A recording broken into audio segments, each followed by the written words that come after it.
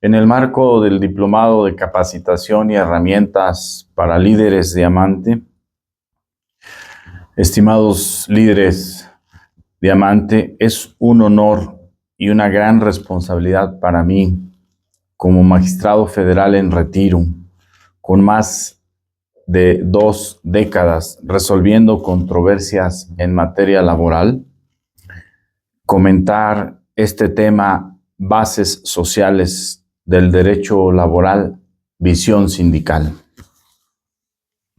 En un mundo marcado por la inestabilidad global, la economía de plataformas, la transformación digital y los ataques a la democracia, los sindicatos enfrentan el reto histórico de fortalecer su resiliencia.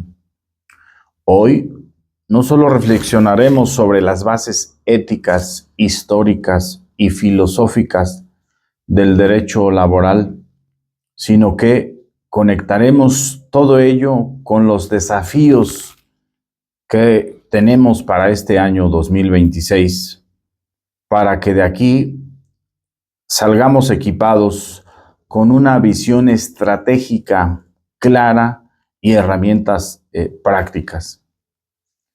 Esta conferencia la voy a desarrollar en 5 partes. La primera, las raíces éticas y espirituales. La segunda, el artículo 123 constitucional y su exposición de motivos.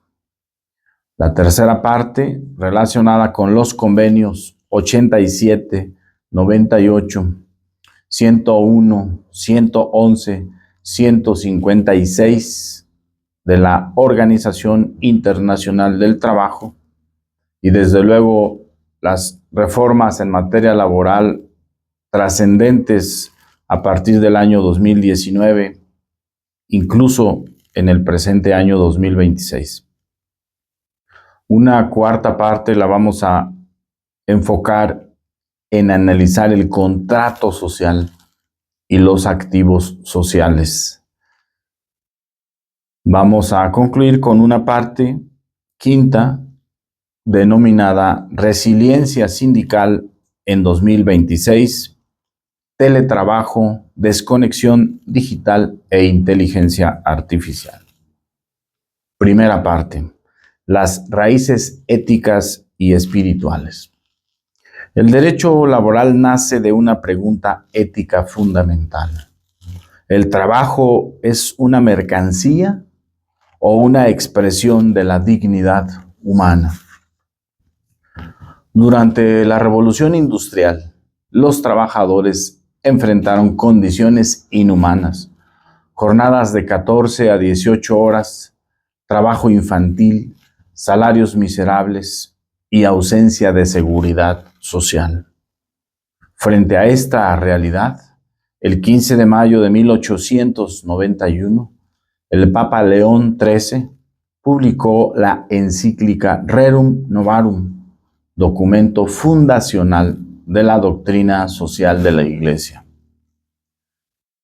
Con claridad profética, el Papa León XIII afirmó: es verdaderamente vergonzoso e inhumano abusar de los hombres como si no fuesen más que cosas, exclusivamente para las ganancias, y no estimarlos, sino en tanto cuanto valgan sus músculos y sus fuerzas. Rerum Novarum defendió 3 pilares fundamentales que siguen vigentes: el salario justo, el descanso digno, el derecho de asociación, origen moral de los sindicatos modernos. Vamos a analizar de manera breve cada uno de sus 3 pilares. El salario justo es uno de los conceptos más importantes y antiguos del derecho laboral.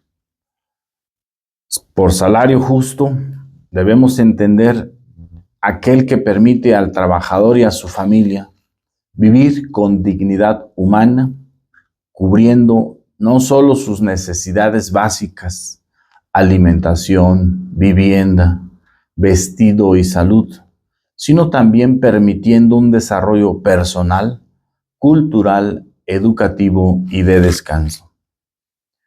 El origen histórico y ético del salario justo, este concepto fue magistralmente desarrollado en la encíclica Rerum Novarum, en donde el Papa entonces afirmó: la remuneración debe ser suficiente para sostener al obrero de manera frugal y decente.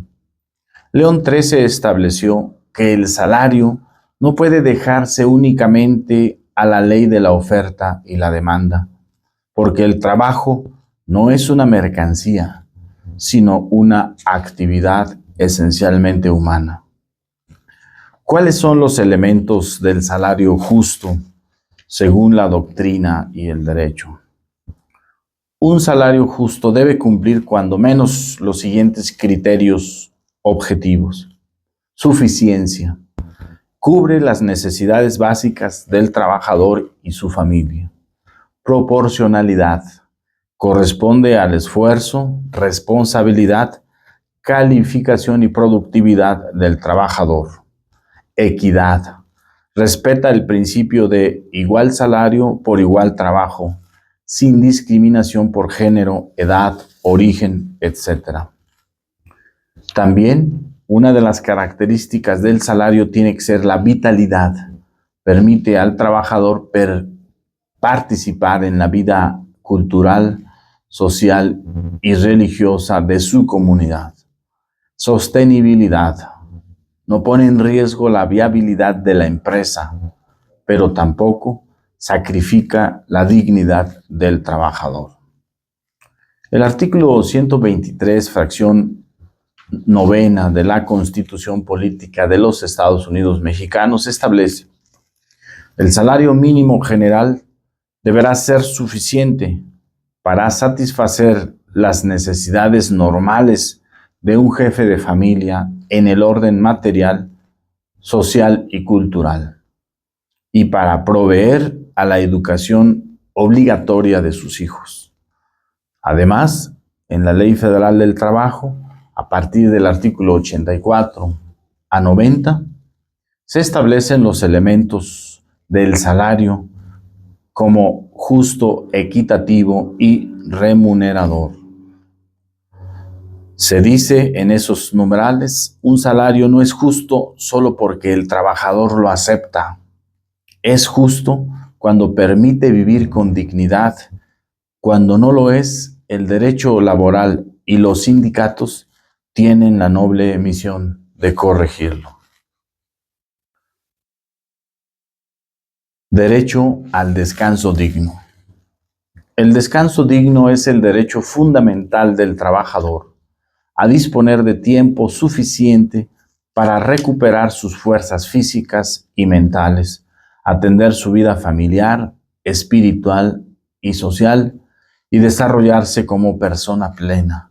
No se trata solo de dejar de trabajar, sino de un tiempo de reposo verdaderamente humano, protegido por la ley y respetado por el empleador. Un descanso digno incluye, cuando menos, el descanso semanal, al menos un día completo de descanso por cada 6 de trabajo, preferentemente domingo. Una jornada máxima de trabajo, limitada legalmente a 8 horas diarias, 48 semanales. Con la reforma de 2026, sabemos que esta jornada gradualmente se va a reducir en 2 horas hasta llegar a 40 horas semanales. Vacaciones anuales pagadas, suficientes para una verdadera recuperación. Actualmente, 12 días cuando mínimo, aumentando según la antigüedad del trabajador. El descanso digno no es un lujo, es una necesidad humana. Un trabajador que no descansa no es más productivo, simplemente se desgasta. Proteger el descanso es proteger la dignidad de la persona. El derecho de asociación. En la encíclica Rerum Novarum se previó este derecho. El Papa León XIII consideró que las asociaciones obreras, sindicatos, eran necesarias para proteger la dignidad del trabajador y lograr un salario justo y condiciones humanas de trabajo. Este derecho de asociación incluye la libertad de asociación. Los trabajadores pueden formar sindicatos sin autorización previa del Estado o de los patrones. Esto es muy importante y lo tutelan los convenios 87 y 98 de la Organización Internacional del Trabajo, plasmados en la reforma del 1 de mayo de 2019. La asociación surge por el solo hecho de que los trabajadores se organizan. El Estado únicamente toma nota de la organización previa acordada por los trabajadores, pero el hecho de que el Estado tome nota no constituye el derecho. El Estado únicamente se limita a inscribir o registrar esa asociación, pero el derecho como tal de suyo es natural. Lo tiene el trabajador en conjunto con otro grupo de trabajadores por el solo hecho de ser personas y desde luego ser trabajadores. La libertad sindical, que implica el derecho a afiliarse o no a un sindicato.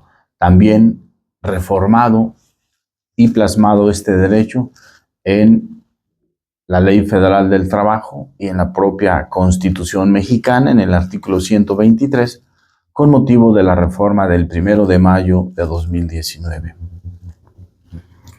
También implica la negociación colectiva, el derecho a negociar los contratos colectivos de trabajo o también a aportar documentos, aportar elementos para las condiciones generales de trabajo.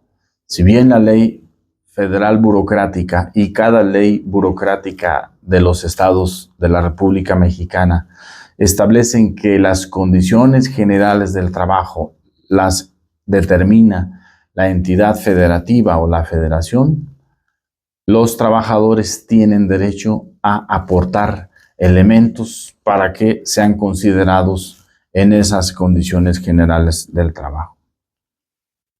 Igualmente, como derecho de asociación se contiene el derecho de huelga, que es como el último recurso para defender los intereses de los trabajadores. La protección contra actos antisindicales que implican la prohibición de despidos, persecuciones o discriminación por todas aquellas actividades que se hacen participando en la vida sindical. Como ya les comenté, la reforma laboral de 2019 fortaleció este derecho mediante el voto libre, directo y secreto a través de la transparencia sindical y la eliminación de los contratos de protección. Esta reforma de 2019 incluso fue materia de impugnación a través de demandas de amparo contra la reforma contenida en la Ley Federal del Trabajo, y la Suprema Corte de Justicia de la Nación reconoció la constitucionalidad y convencionalidad de esta reforma por contener el voto libre, directo y secreto. Importancia en el contexto actual, 2026. En la era del teletrabajo, la inteligencia artificial y la economía de plataformas, el derecho de asociación enfrenta nuevos desafíos. Trabajadores dispersos y aislados, home office, plataformas que niegan la relación laboral, Uber, Rappi, etc. La vigilancia digital que puede inhibir la organización sindical. Por eso, los sindicatos deben innovar, usar herramientas digitales seguras, el voto electrónico y nuevas formas de organización para llegar a los teletrabajadores y trabajadores de plataformas. El derecho de asociación es el más poderoso instrumento que tiene el trabajador para defender su dignidad. Un trabajador solo es vulnerable. Un trabajador organizado es un sujeto de derechos. Por otro lado, la encíclica de la que hablamos reconoce la desigualdad estructural entre trabajador y patrón y consagra la doctrina de la protección laboral. Se establecen desde entonces el principio indubio pro operario, que significa que en caso de duda debe resolverse en favor del trabajador. Cuando un operador jurídico, es decir, un área jurídica, un área administrativa, un juez o un magistrado resuelven un conflicto en el que están de por medio los derechos del trabajador, si al hacerlo la norma no es clara o tiene más de una interpretación, el principio pro operario significa que se resuelve ante la duda lo más favorable para el trabajador. También existe en esa encíclica la irrenunciabilidad de los derechos laborales. Esto significa que en las negociaciones individuales o colectivas, los convenios que se realicen deben ser sobre la base de derechos mínimos para el trabajador. Un salario establecido con una base mínima, la negociación no puede ir o considerar un salario menor a esa cantidad. Una jornada de trabajo ordinaria que se establece en la Constitución mexicana y en la propia Ley Federal del Trabajo, de hasta como máximo 8 horas por día. No puede, mediante una negociación o un convenio, establecerse una jornada ordinaria de trabajo más allá de 8 horas por día. Y también no puede menospreciarse o eliminarse el derecho de libertad sindical y derecho de huelga. Vamos a la segunda parte de esta plática, que se relaciona con el artículo 123 de la Constitución mexicana y su exposición de motivos. En ese texto se contienen expresiones como la siguiente: es necesario establecer derechos para amparar al gremio más numeroso de la nación mexicana, explotado sin piedad desde la conquista española hasta que, agotada su resistencia, recurrió a las armas destructoras para alcanzar leyes justicieras. Esta exposición de motivos reconoce con valentía histórica dos realidades fundamentales: la desigualdad estructural que históricamente ha existido entre el trabajador y el patrón, la necesidad de que el Estado intervenga activamente para proteger al más débil en la relación laboral. ¿En qué consiste esa protección del Estado? Como sabemos, en los juicios laborales y en las negociaciones individuales o colectivas, el Estado refuerza la protección hacia el trabajador con lo que se llama suplencia de la queja deficiente. Esto significa que si el planteamiento en una demanda o en un pliego petitorio,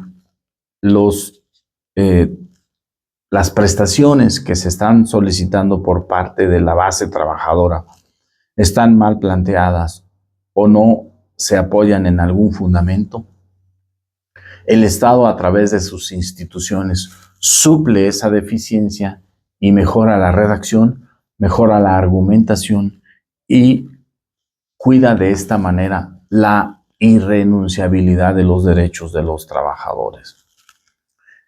De esta visión surge la doctrina de la protección laboral, que se convierte en el eje central del derecho del trabajo mexicano. Principios fundamentales que nacen del artículo 123 constitucional. Principio de protección al trabajador, indubio pro operario. En caso de duda, se debe resolver a favor del trabajador. irrenunciabilidad de derechos del trabajador, igualdad y no discriminación.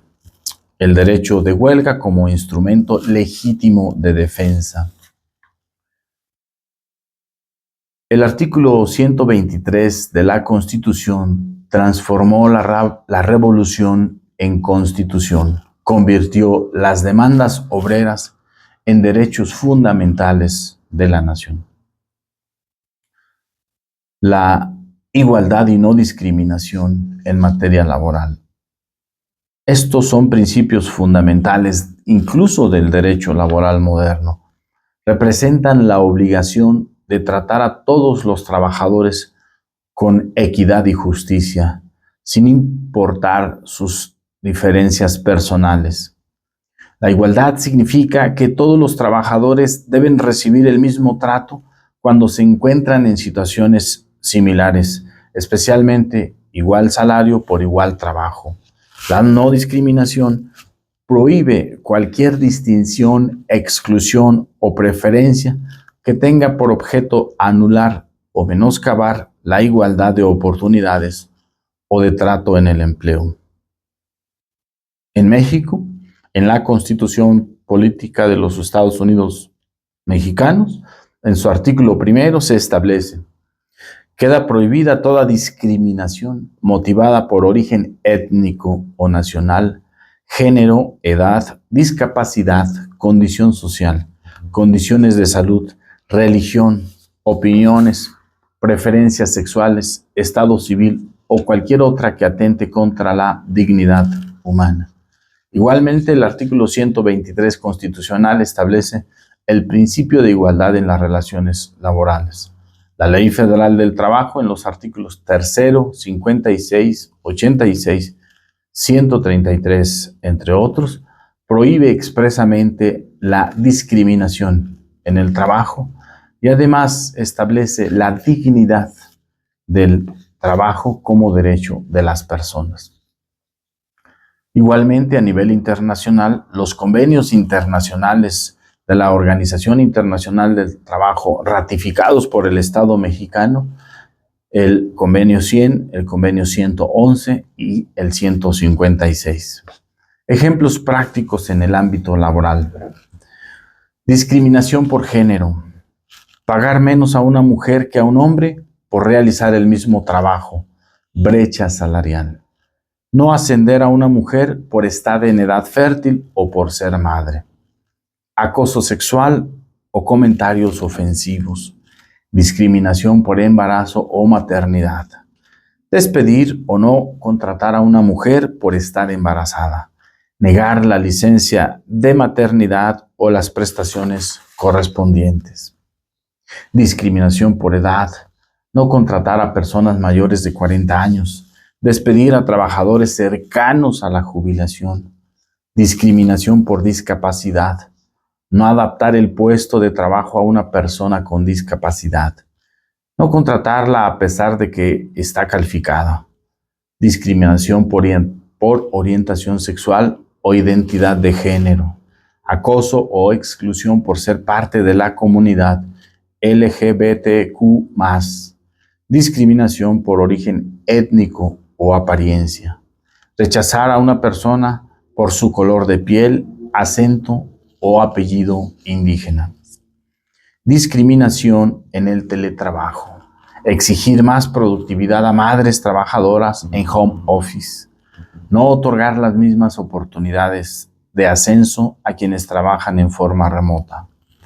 Ejemplos de aplicación positiva de la igualdad. Establecer salarios iguales para hombres y mujeres en puestos equivalentes. Implementar acciones afirmativas. Cuotas de género en puestos directivos. Otorgar licencias de paternidad iguales o cercanas a las de maternidad. Adoptar horarios o puestos para personas con discapacidad o cuidadores.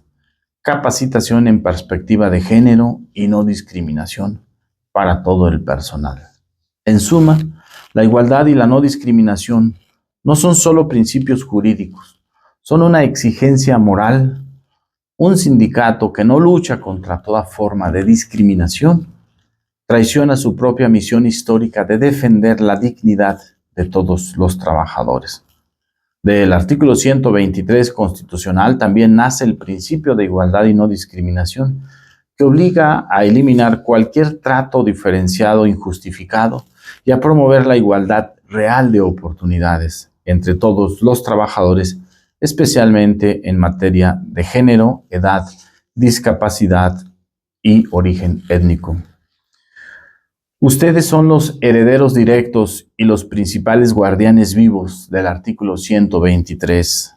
Cada contrato colectivo que negocien, cada condiciones generales del trabajo en las que emiten opiniones técnicas y fundamentadas, cada derecho que defienden y cada trabajador que protegen es una forma de mantener viva la promesa de justicia social de la Revolución Mexicana.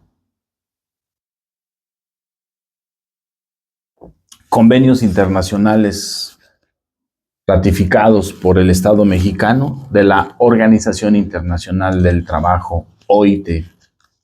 México ha asumido importantes compromisos internacionales que fortalecen las bases sociales del derecho laboral. Me referiré a alguno. El Convenio 87, que contiene la libertad sindical y la protección del derecho de sindicación, 1984, ratificado por México el 1 de abril de 1950. Protege el derecho de los trabajadores a formar sindicatos libremente, sin autorización previa ni injerencia del Estado o de los patrones. Convenio 98. Derecho de sindicación y negociación colectiva, 1949. Ratificado por México el 23 de noviembre de 2018. Garantiza la protección contra la discriminación y antisindical y promueve la negociación colectiva voluntaria y efectiva. Convenio 100. Igualdad de remuneración, 1951.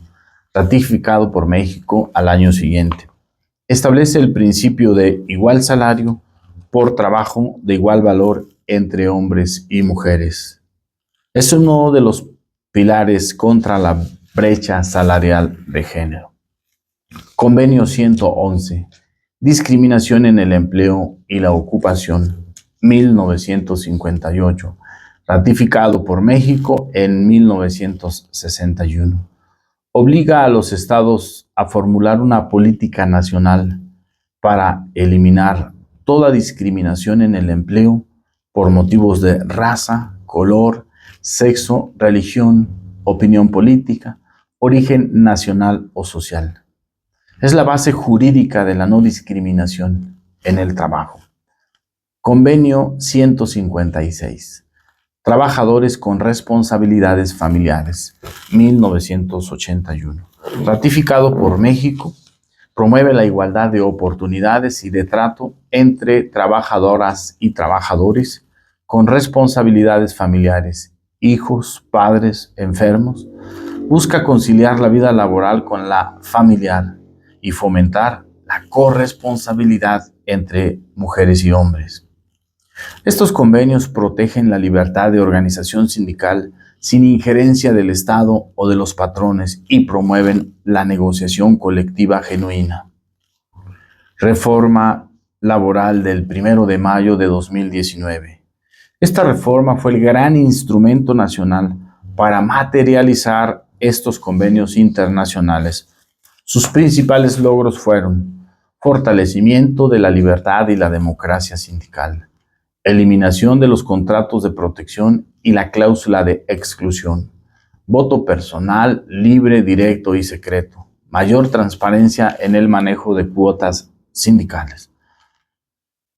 También, esta reforma tiene avances en la conciliación de la vida laboral y familiar, mayor legitimidad y democracia en los sindicatos, negociaciones colectivas más auténticas, reducción de la brecha salarial de género, mejor protección contra la discriminación y un avance hacia la corresponsabilidad familiar.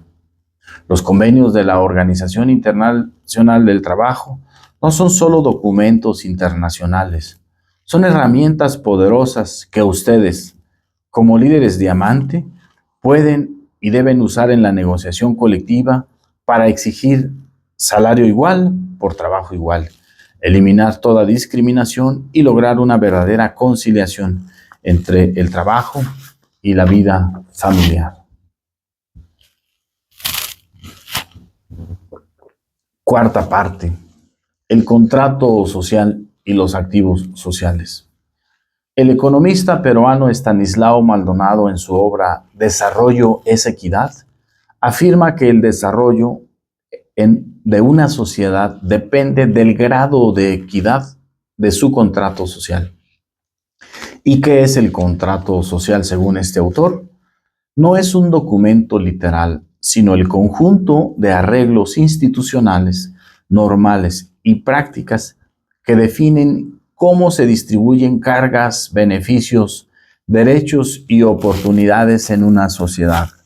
Un contrato social inequitativo genera desorden social, debilidad institucional y trampas de subdesarrollo. Activos sociales y activos naturales, conceptos clave. Los activos naturales son el talento, la salud, las capacidades biológicas innatas. Los activos sociales se dividen en económicos, tierra, capital, educación, crédito. En políticos, derechos de ciudadanía, acceso a la justicia, poder de negociación. Y culturales, identidad, lenguaje, reconocimiento social. Los activos sociales no son estáticos. Como representantes de trabajadores, ustedes tienen en sus manos instrumentos poderosos para distribuir y democratizar el acceso a estos activos. Esto se traduce en negociar mejores condiciones salariales y de prestaciones. Con ello, se fortalecen los activos económicos de las familias trabajadoras. También se traduce en defender y ampliar derechos de capacitación y profesionalización, con lo que se hace crecer y aumentar el capital humano. Igualmente, con estos activos se fortalece la participación sindical en la toma de decisiones públicas. Se logra incrementos políticos, incrementos de activos políticos. Cuando se combate la discriminación y se promueve la inclusión, se mejoran los activos culturales. En una sociedad como la mexicana, con alta heterogeneidad y desigualdad histórica, el rol de los sindicatos es corregir el contrato social desde dentro. No solo gestionando demandas, sino construyendo equidad.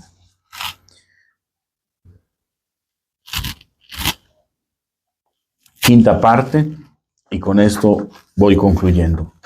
Resiliencia sindical en 2026, teletrabajo, desconexión digital e inteligencia artificial. ¿Qué es la resiliencia sindical? Es la capacidad del movimiento obrero de resistir ataques, adaptarse a los cambios tecnológicos y económicos y salir fortalecido, manteniendo su independencia y representatividad. Según Luc Triangle, secretario general de la Confederación Sindical Internacional, OIT, febrero de 2026, los sindicatos enfrentan un ataque coordinado de fuerzas autoritarias y élites económicas, pero también una gran oportunidad. Los trabajadores están más conscientes de las fallas del modelo actual. ¿Y qué es la Confederación Sindical Internacional?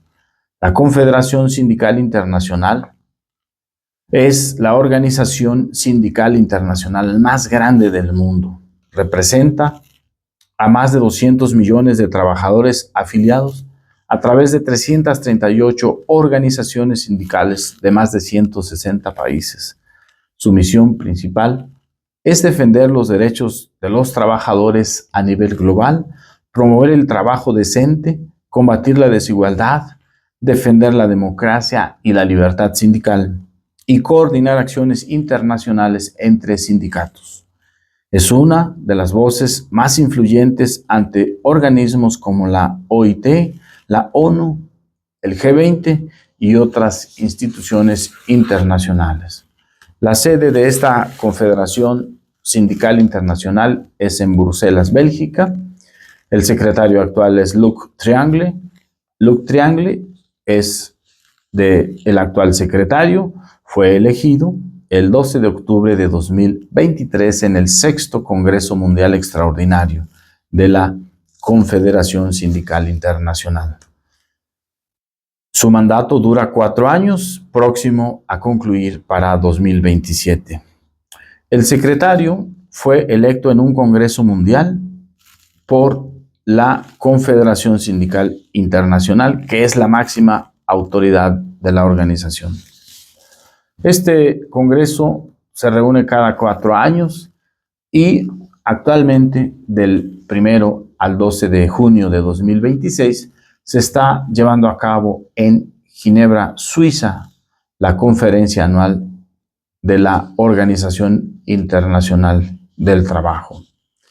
En esta edición se espera que se discutan temas muy importantes como normas sobre la economía de plataformas, el teletrabajo y el derecho a la desconexión digital, el diálogo social y el tripartismo, la agenda transformadora para la igualdad de género, el impacto de la inteligencia artificial en el trabajo.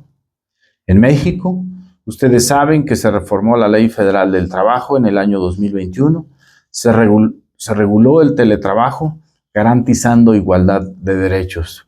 Igualmente, la norma oficial mexicana 037 de la Secretaría del Trabajo y Previsión Social en 2023 aborda la seguridad y la salud en entornos remotos. En marzo de 2026 se aprobó el artículo 68 bis de la Ley Federal del Trabajo que consagra el derecho a la desconexión digital. El derecho de las personas trabajadoras a no participar en comunicaciones relacionadas con su empleo una vez concluida su jornada laboral, así como durante días de descanso, vacaciones, licencias y permisos. Obligaciones patronales, respetar la desconexión, emitir políticas internas claras y evitar sanciones por no responder fuera de horario. En cuanto al salario, la importancia actual es en el contexto del teletrabajo, la inteligencia artificial y la economía de plataformas, el concepto de salario justo se vuelve aún más relevante porque debe incluir compensación por gastos derivados del home office, internet, electricidad, equipo de cómputo, sillones ergonómicos para el trabajador. Debe considerarse también el aumento de productividad generado por la inteligencia artificial. Debe proteger contra la precarización, salarios por debajo del mínimo o pagos por colaboración en plataformas. Los actuales trabajadores están siendo contratados por contratos de prestación de servicios profesionales sin condiciones laborales como un salario o una jornada laboral. El impacto de la inteligencia artificial. La IA representa el mayor desafío y oportunidad del siglo XXI. La Organización Internacional del Trabajo la coloca en el centro de los debates para este año. Oportunidades. Un aumento de productividad, automatización de tareas repetitivas y herramientas para la recalificación profesional. Los riesgos de la IA. Desplazamiento masivo de empleos, gestión algorítmica opaca y sesgada, vigilancia digital constante, intensificación de brechas digitales y de género. ¿Cuál es el rol sindical? Exigir transparencia algorítmica y revisión humana de decisiones, negociar cláusulas colectivas sobre uso de la IA, impulsar programas masivos de recalificación, reskilling, utilizar los convenios 87 y 98 para garantizar la participación sindical en la gobernanza tecnológica. Conclusión.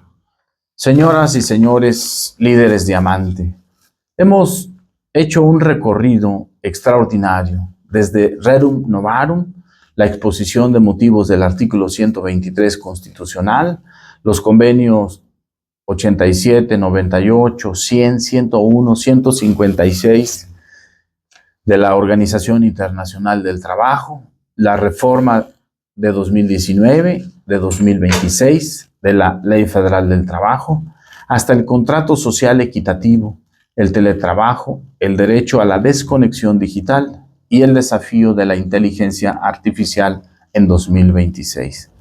Todo converge en una verdad profunda. La dignidad del trabajo humano es el fundamento de una sociedad justa. Los invito a salir de aquí con renovada convicción y 3 compromisos concretos. 1. Fortalecer la democracia interna y la inclusión de mujeres, jóvenes y teletrabajadores. 2. Negociar contratos colectivos o condiciones generales de trabajo que garanticen desconexión real, protección frente al algoritmo y condiciones dignas. 3. Ejercer con valentía la libertad sindical como pilar de la democracia en la era digital. El sindicalismo resiliente no teme al futuro, lo construye. Muchas gracias.